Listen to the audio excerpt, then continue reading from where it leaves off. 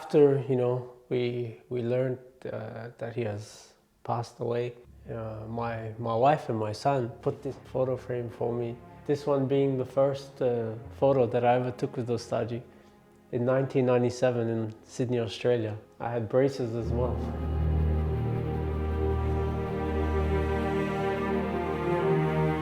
My name is Yama Sarshar, born and raised in Sydney, Australia. My father, my mother are from Afghanistan.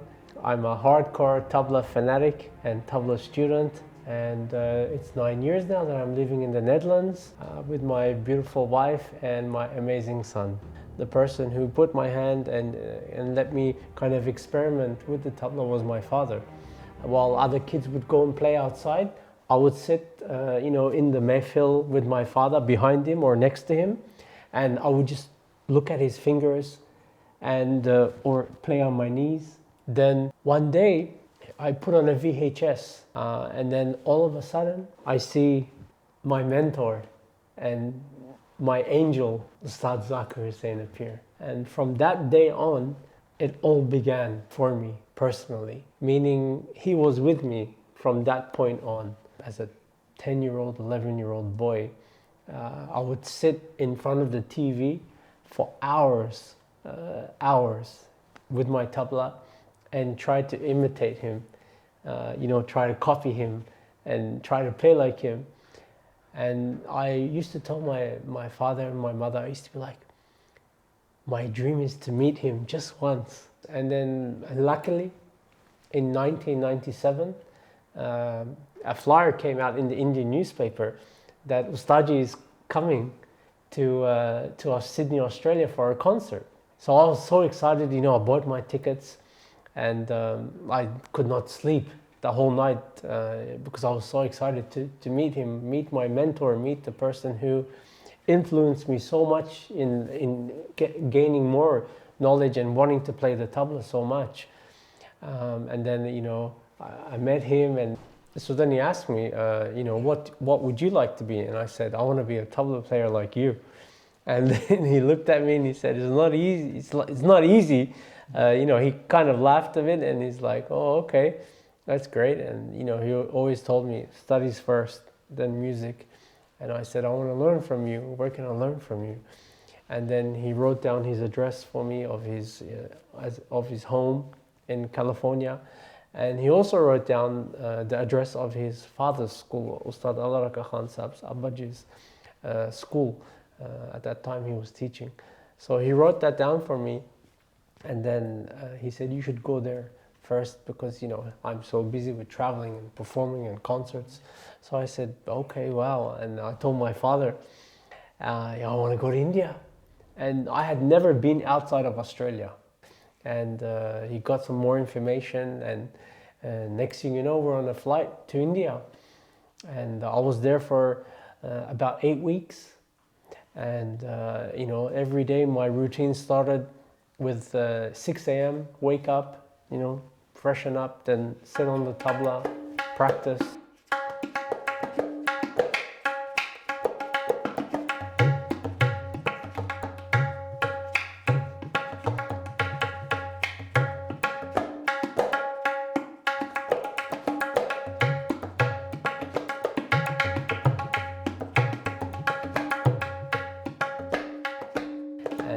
He was always so kind and loving towards me, a young teenage boy, and not even being from India, from Afghanistan, but so loving, so caring. And yeah, that's how our relationship started from there. And this continued until 26 years. And obviously, it's a family.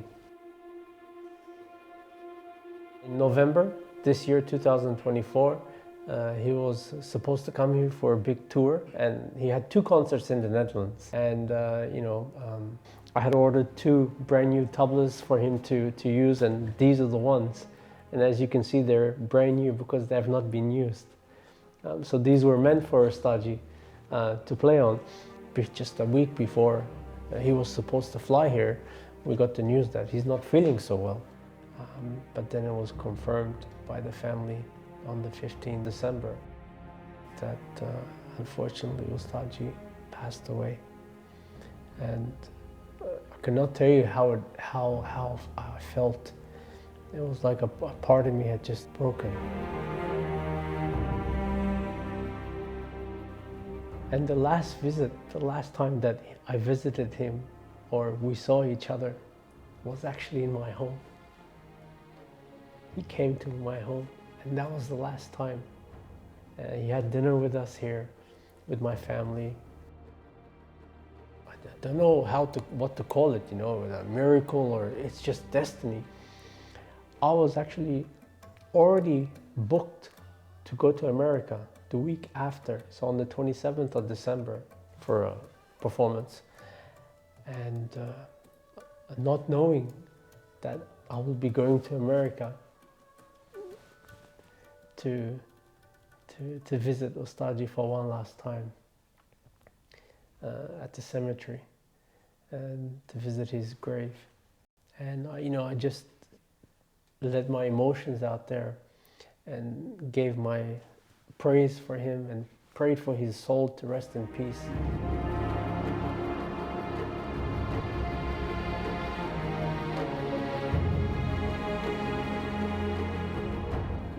From 2018 onwards, I was blessed to be touring regularly every year with Ustadji while he would visit Europe. I learned so much.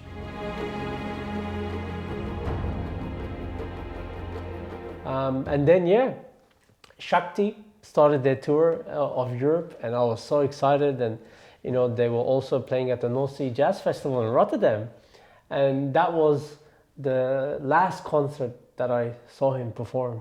And then, he flew back, and then they won the Grammys. And for him to win 3 Grammys, he's the first Indian artist to win 3 Grammys in one night. The most important lesson Ustadji taught me as a musician and as a human being was to always try to be a good student. And he would always mention this and say it in many of his interviews, almost all of them, that do not try to be a guru. Do not try to be, a master. Try to be a good student of music. So in one of the concerts in 2018, one of the tours, after the concert, he used to, after the concert, go in the dressing room, get changed back into his normal clothes, and then we would go out for dinner. So he came back and he said, "What size are you?" I said, "I think I'm 40, 41. He said, "Okay, here, this will fit you. Keep this as a memory." And this is the kurta that I've kept. And believe it, I just got it, put it in a coat hang. I didn't wash it, nothing. These are blessed moments for me in my life that keep him ever so close to me. Ustadji's legacy will always be continued, whether it's through me, through so many other students.